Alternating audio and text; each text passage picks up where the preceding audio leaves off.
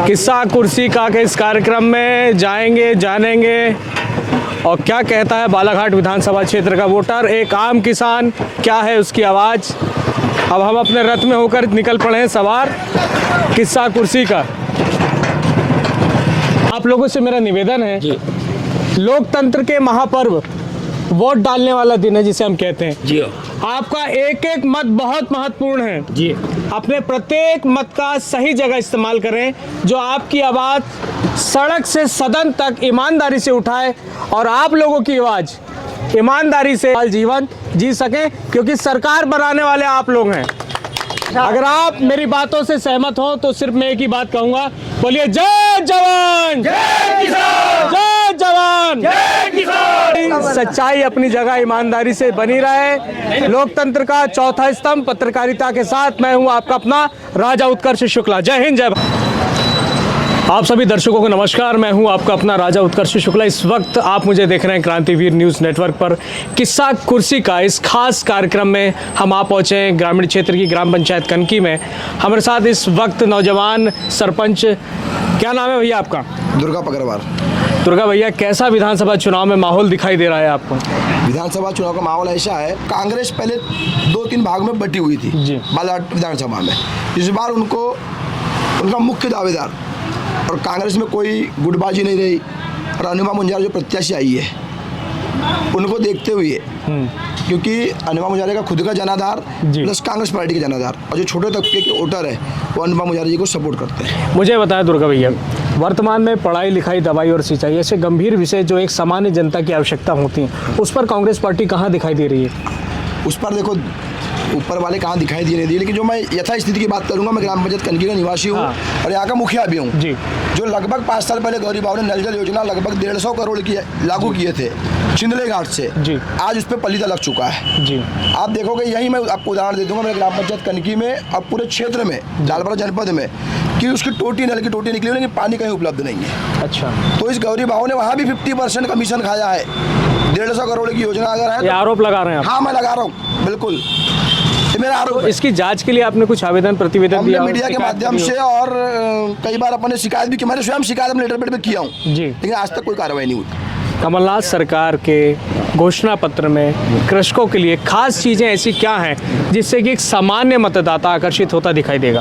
कृषकों के लिए मेन जो है, मुख्य जो है 2500 रुपये कुंटल धान, क्योंकि कमलनाथ सरकार ने 2500 रुपये कुंटल धान की जो योजना लगभग 1-1.5 माह पहले जो अपना प्रारूप जो तैयार की, वचन पत्र कमलनाथ जी ने, और आपने देखे कि जब भी कमलनाथ जी वचन करते हैं तो पूरा करते हैं। पिछले बार जब सरकार बनी थी तो उनने सबसे पहले जो साइन किए थे कर्ज माफी पर किए थे। क्या नाम भैया आपका? मेरा नाम कोमल सिंह नकपुरे। नकपुरे जी, किस प्रकार के लुभावने वादे कांग्रेस पार्टी या भाजपा दोनों में आकर्षण का केंद्र आपकी ग्राम पंचायत इस सामान्य मतदाता के बीच क्या दिखाई दे? हमारे कनकी में सबसे पहली बार कैबिनेट मंत्री जब बने थे जी, लोक स्वास्थ्य यांत्रिकी विभाग के मंत्री बने थे गौरीशंकर जी बिसेन जी, तो इन्होंने साफ सुनहरे अक्षरों में कहा था कि बालाघाट जिले में कनकी एक ऐसी भूमि है जी जहाँ पर स्टील प्लांट लगेगा जी। स्टील प्लांट आप लोगों को याद है भैया? कहा था क्या? याद है। दूसरी बार जब कृषि मंत्री बने, लोक स्वास्थ्य यांत्रिक विभाग के बाद में दूसरी बार जब कृषि मंत्री बने तो बोले शक्कर का कारखाना लाऊंगा। बोले कनकी की जमीन डेवलपमेंट है। अच्छा, वो भी नहीं हुआ। सबसे शुरू में अटल बिहारी वाजपेयी की सरकार बनी थी तो इनने लाए थे कनकी में मंगल ढोक कृषि सिंचाई उद्वन योजना, जो आज भी उसका केस चल रहा है। मैं हूँ केस लगाने वाला, स्वयं कोमल सिंह नकपुरे। लिफ्ट इरिगेशन जी, जो 500 एकड़ किसानों की बंजर जमीन सिंचित हो गई है और ना नहर कहीं, नाली कहीं, रोड कहीं और नदी कहीं है। अच्छा, तो ये झूठे वादे हैं गौरीशंकर जी बिसेन के, बाकी सब लाली पाप है। भैया, आपके क्षेत्र में कुछ खास उपलब्धि श्रीमान गौरीशंकर बिसेन जी की? उपलब्धि है सर, उपलब्धि है। रेत के ठेके जी, दारू के ठेके, उत्तर प्रदेश रेत चोरी, दारू चोरी, और ये दुनिया भर के लाली पाप है कि हम 1000 रुपये डाल रहे हैं, अभी 1200 रुपये डाल रहे हैं और हमारी सरकार को वोट नहीं दोगे तो 1200 रुपये नहीं मिलेंगे। कहाँ का नियम है? अगर तुम्हारी सरकार को अगर हम वोट नहीं करेंगे पब्लिक जी, आपकी सरकार को हमने वोट नहीं किया, हमारे को 1200 रुपये बंद हो जाएंगे, तो ये तुम्हारे बाप के घर का पैसा है क्या जो 130 करोड़ पब्लिक महिला को दे रहे हो? इसका हिसाब किताब कहाँ है? चलिए मैं पुनः आपके पास लौट करके आऊँगा, कुछ नौजवानों से प्रश्न लेते हैं। क्या नाम भैया आपका? देखलाल गोयर। देखलाल जी, किस प्रकार का चुनाव आपके बालाघाट विधानसभा क्षेत्र में दिखाई दे रहा है? 2 प्रत्याशी हैं वर्तमान में, कौन से मुद्दे हैं जो एक नौजवान को आकर्षित करेंगे इस विधानसभा चुनाव में? मुद्दे तो ऐसा है कि वो जो हमारे पास जो पुराना चेहरा है जी, उसको बदलना है, क्योंकि उसकी जो 40 साल में कोई उपलब्धि नहीं है। आपकी कनकी क्षेत्र के लिए कुछ उपलब्धियां गौरीशंकर जी की? कनकी नहीं, संपूर्ण बालाघाट जिला। अच्छा, मतलब मंत्री भी रहे 2-3 बार जी, लेकिन उनके जो काम जी। है वो सरपंच स्तर के रहे। अच्छा, मंत्री लेवल के कोई काम नहीं। कैसे कार्य रहे गौरीशंकर जी के, आप बताना चाहेंगे? काम बस छोटे मोटे रोड, सड़क, बिजली, पानी, बस यही।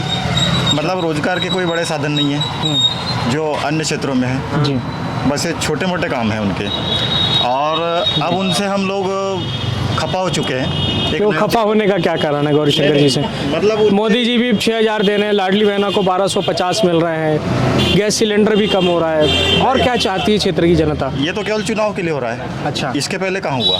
अच्छा, और उनके जो वचन पत्र है जी, वो कांग्रेस की वचन पत्र को चुरा के बनाया। क्या आप कृषक भी हैं? हाँ, कृषक भी हूँ। मुझे बता भैया, मैं जहाँ भी क्षेत्र में अमूमन जा रहा हूँ, मैं वहाँ के कृषकों से पूछ रहा हूँ, फसल बीमा योजना का जब फसल खराब हो जाती है या ओला पाला की स्थिति आ जाती है, तो इन चीज़ों में आपको लाभ मिलता दिखाई देता है? ये फसल बीमा योजना का जो लाभ है जी, वो केवल भाजपा कार्यकर्ताओं को मिलता है। अच्छा। इस बार भी मैं गारंटी दे सकता हूँ, जी, जितने लोग कांग्रेसी माइंड के हैं जी, उन लोगों को कोई फसल बीमा नहीं मिला। पक्षपात का आरोप लगा रहे हैं? नहीं, पक्षपात है इसमें, जी, दो मत की बात नहीं है, क्योंकि इस बार मेरे को फसल बीमा नहीं मिला, और मेरे को ही नहीं, जी।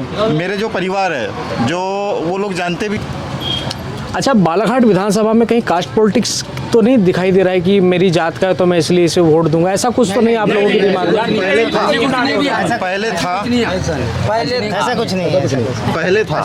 दुर्गा जी, आप मुझे बताएं, आप वर्तमान में सरपंच हैं, नौजवान सरपंच हैं, अपनी कनकी क्षेत्र के लिए आप कांग्रेस के एक सिपाही भी हैं, कांग्रेस ने क्या आपको ऐसा मैनिफेस्टो में जादुई चीज़ दी कि आपकी ग्रामीण क्षेत्र की जनता कांग्रेस की ओर आकर्षित होगी?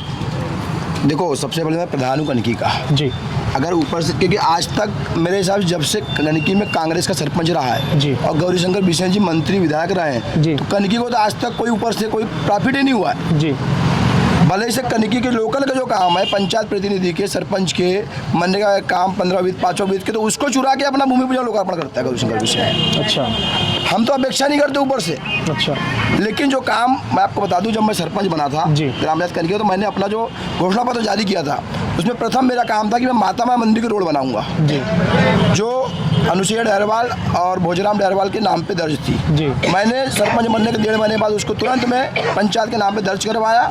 3 मार्च को रोड का काम चालू करवाया। 4 मार्च को गौरीशंकर बिसेन ने आपत्ति लगवा दिया। तहसीलदार से फ़ोन लगवाया कि अगर आप रोड बनाओगे तो आपके ऊपर मामला बन जाएगा। जी। दूसरी चीज, अच्छा, मामला बनाने तक की खबर आ गई सामने? स्पष्ट तहसीलदार महोदय स्पष्ट फोन करके बोले कि आप दुर्गा पकड़वार जी रोड मत बनाने तो आपके ऊपर मामला बन जाएगा। जबकि मैंने मटेरियल गिरवा दिया, गिट्टी रेत। रोड नहीं बनना चाहिए? हाँ, रोड नहीं बनना चाहिए। आप कांग्रेस ही इसलिए? हाँ जी। अच्छा, जबकि उस माता माँ मंदिर रोड में पूरा गांव का किसी भी बंद का आदमी है, अगर कोई अच्छा शुभ मुहूर्त का काम घर में करता है तो सबसे पहले माता माँ मंदिर जाता है। जी। लेकिन हमने प्रण लिया है कि जनवरी के महीने में चाहे विधायक कोई भी ना मंत्री को रोड हम बनाएंगे, मेरे मामला लग जाए, कोई दिक्कत नहीं। दूसरी चीज़, मेरे ग्राम पंचायत कनकी में गायत्री शक्तिपीठ है जी। गायत्री परिवार है। पिछले बार लक्ष्मी पूजा के दिन लक्ष्मी पूजा को हर साल कार्यक्रम होता है गायत्री द्वारा। तो गौरी बाबू ने पिछले बार जब आए थे कनकी में उस समिति में, तो वहाँ उनने घोषणा की है कि मंदिर के लिए मैं 10 लाख रुपए दूंगा। जी। कौन से सन की बात है भाई साहब? पिछले साल 22 में। अच्छा। गायत्री परिवार घोषणा की थी मंच से जी। आज दिनांक, तो उसके बाद भाऊ मंत्री भी बन गए 1.5 महीना पहले जी। लेकिन 10 लाख के 10 पैसे नहीं दिए। अच्छा। इसका प्रूफ अपना गाँव जनता बता सकती है आपको। भाऊ हमेशा घोषणा फिर रहे हैं और ये जो राजनीति करते हैं भाऊ, पंचायत की राजनीति करते हैं। आप विधायक को, मंत्री, आपको जिले की और भोपाल की राजनीति करना चाहिए, आपको ग्राम पंचायत में दखल नहीं देना चाहिए। देख रहे हैं आप इस समय किस्सा कुर्सियाँ कह रही है क्षेत्र की जनता। कुछ नौजवान है हमारे साथ, उनसे जानेंगे क्या कह रहा है इस क्षेत्र का नौजवान। क्या नाम है भैया आपका? राधेश्याम पिछोड़े।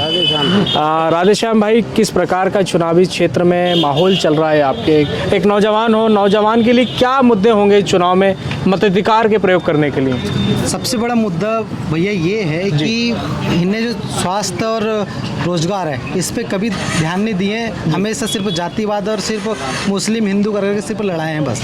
उसके अलावा कभी इन्हें स्वास्थ्य, शिक्षा, रोजगार कभी इन पे ध्यान नहीं दिए। आपके ग्रामीण क्षेत्र में जी गौरीशंकर बिसेन जी का आगमन होता है, तो आप लोगों ने उस समय प्रश्न क्यों नहीं रखा कि ये चीज़ें होनी चाहिए? सर भैया उस समय अपन ने इसलिए नहीं रख पाए क्योंकि उस समय उनका इतना ये रहता है कि वो दबाव टाइप एकदम बना देते हैं कि मामला लगा देंगे, ये कर देंगे, वो कर देंगे, इस टाइप का वो रहता है माहौल में। और कोई विषय आपके ग्रामीण क्षेत्र जी के नहीं। जो आपके गांव की क्या ज़रूरतें हैं जो इस क्षेत्र में आप देख रहे हैं एक एमएलए में होनी चाहिए? जी भैया उसमें तो ये है कि वो आज बालाघाट जो होना चाहिए वो है ही नहीं है मेन। चलो मैं एक बार पुनः नौजवान के पास लौट के आऊँगा। क्या नाम भैया आपका? दिलीप भाई। दिलीप भाई, कैसा चल रहा है चुनाव? चुनाव परिवर्तन की ओर चल रहा है। कैसे होगा परिवर्तन? परिवर्तन जनता करने जा रही है। और क्या मन मनाया जनता ने और कैसे? आप तो कांग्रेसी हैं, तो आप ऐसी बात कर रहे हैं। नहीं, बिल्कुल कांग्रेसी हैं, ये बात अलग है, लेकिन दिख रहा है, पब्लिक में दिख रहा है, ये सब कुछ हमें समझ आ रहा है। अपने आप पब्लिक जुड़ते आ रही है और परिवर्तन चाहती है। दरअसल खास तौर पर तो ये अपने बालाघाट विधानसभा को ही चेंज करना चाहती है। पहला काम तो ये है। और गवर्नमेंट तो फिर कांग्रेस की बनी रही है जी। बस कमलनाथ जी आई देख रहे हैं क्या है परिवर्तन का मूड क्षेत्र बालाघाट विधानसभा क्षेत्र की।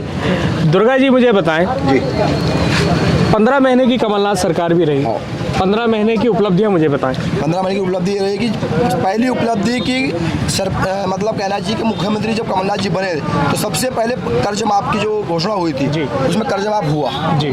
मेरे यहाँ खुद जो किसान है लगभग 100 किसान ऐसे होंगे जिनका कर्ज माफ हुआ है कनकी क्षेत्र में, कनकी गाँव में, जी। ग्राम पंचायत कनकी में, प्रूफ के साथ बता दूंगा। जी। और इसमें भी अधिक से अधिक भारतीय जनता पार्टी के कार्यकर्ताओं का हुआ है। अच्छा। अधिक से अधिक चीज जो कमलनाथ जी ने घोषणा की थी कि 100 यूनिट बिजली मुफ्त में मिली और आज भी 98 रुपए में लोगों को 100 यूनिट बिजली मिल रही थी उसकी। जी। कई लोग यहाँ पर किसान है मिल रही है जी। बिजली भी माफ हुआ। दूसरी चीज उपलब्धि तो ये हो गई, लेकिन मैं बात करूंगा डायरेक्ट शिवराज चौहान जी की। जी। बात करती है मध्य प्रदेश सरकार महिला सशक्तिकरण की। जी। बात गौरी बाबू करते हैं महिला सशक्तिकरण की। जब महिला को मौसम भीषण को जब टिकट मिली जी। उस समय महिला सशक्तिकरण कहाँ गई थी? गौरी बाबू जब अपनी सगी बेटी का नहीं हुआ तो हम माता बहनों का और भाइयों का क्या होगा? अब ये खैर ये तो पार्टी का मामला है, आप लोग राजनेता आप अच्छे से जानते हैं। दूसरी चीज जनपद से अनुदान राशि लागू मिलती है विधायक के कहने पर। आपको पता होगा उस जो अनुदान राशि मिली है, लाल बर्रा के जो बीजेपी कार्यकर्ता प्रसन्न अवधिया ये बीमार थे या नहीं? नहीं थे बीमार, प्रूफ के साथ। आप बोलोगे प्रूफ भी दे दूंगा आपको। ये तो भ्रष्टाचार की झेट चल पूरा रहा है। भ्रष्टाचार, गौरी बाबू पूरा भ्रष्टाचार ही कर रहा है। क्या नाम है काका जी आपका? जी मेरा लखन कातूरे। काका जी, आप काफ़ी चुनाव आपने देखे होंगे इसके पूर्व में। जी जी जी। इतने साल के कार्यकाल में आपके इसी लालबर्रा क्षेत्र से पूर्व में नंदकिशोर शर्मा जी विधायक रह चुके हैं कांग्रेस के। उस समय के कार्यकाल का विकास और आज के समय का विकास, सड़क, बिजली, नाली और पानी, इन 4 चीज़ों में अगर मैं कंपेयर करूं तो बालाघाट कहां पर आकर के खड़ा दिखाई दे रहा है आपको? बालाघाट तो इस समय बहुत पिछड़ा है। क्या है कि इतने सालों की राजनीति इनकी होने के बाद में मंत्री रहे हैं, 7 बार विधायक रहे हैं जी। सांसद रहे हैं, लेकिन ऐसा कोई प्रोजेक्ट नहीं है बालाघाट ज़िले में कि ताकि यहाँ की जनता कुछ अच्छा मजदूरी कर सकें, बाहर पलायन न हो। ये यहाँ पर ऐसा कोई प्रोजेक्ट नहीं है। आज यहाँ बालाघाट ज़िले की कंडीशन देख रहे हैं आप जी। ताम्र योजना है, मेघनी योजना है और कहना चाहिए वन संपदा है। इस पर कोई ध्यान नहीं है किसी। माइन से संबंधित व्यापार उद्योगों की आप बात कर रहे हैं? जी जी जी जी। ये ऐसा कोई यहाँ पर रोज़गार नहीं है ताकि ऐसा कोई प्रोजेक्ट खुल जाए ताकि लोग बाहर न जाए और यहीं पर अपना रोज़गार कर सकें। ये सब सारी चीज़ें हैं यहाँ पर। भैया क्या नाम आपका?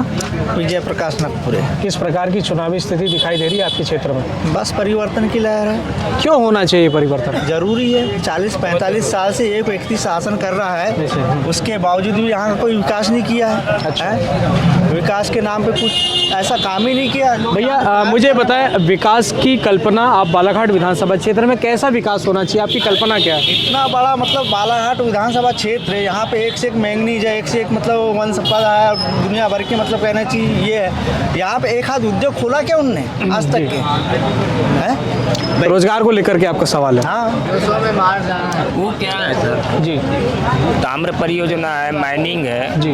वन संपदा है इस हमारा बालाघाट जिला ही है जो ताम्र परियोजना और माइनिंग से लदा है और खुशहाल है जी बाकी दूसरे क्षेत्र में माइनिंग इतनी बड़ी नहीं है जी इसके हिसाब से यहाँ पर तो कोई रोजगार देता या कोई छोटी मोटी कारखाने खोल देता 2 4 6 जगह में तो जय जयकार कम से कम होती।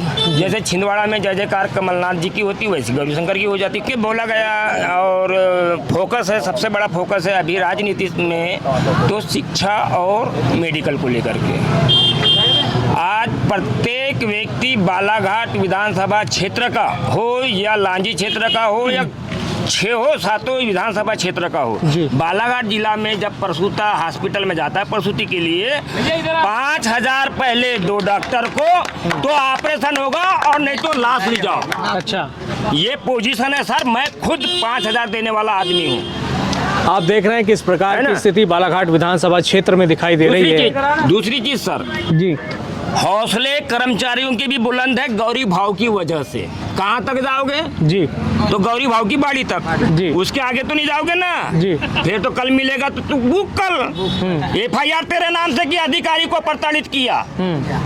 ये पोजीशन डराने की बाहुबल की राजनीति का बाहुबल की राजनीति सिर्फ गौरीशंकर जी बिसेन से सीखी है। चलिए भैया, आपके विषय बड़े गंभीर हैं, इसको हम समझ रहे हैं। और शिक्षा में भी ठेकेदारी है। अच्छा, शिक्षा में कैसी ठेकेदारी? पहली से 5वीं तक तो गुरुजी पढ़ाता तो नहीं। आओ नींद मारो 45,000 तनख्वाह तो मिले चले। नहीं, ये विषय मैं गंभीरता से मैं भी उठाना चाहूँगा। एक बात मैं बड़ी गंभीरता से इस विषय को लेकर के इसलिए उठाना चाहता हूँ कि जितने भी सरकारी शिक्षक हैं इनके बच्चे क्यों प्राइवेट स्कूल में पढ़ते हैं? पढ़ रहे था ये कहीं ना कहीं एक प्रश्न चिन्ह की ओर ले जाता है। शिक्षा पद्धति में ये बदलाव होना अति आवश्यक है। अब हम चलेंगे आगे, विधानसभा क्षेत्र क्या कहता है बालाघाट विधानसभा क्षेत्र का मतदाता, किस्सा कुर्सी का।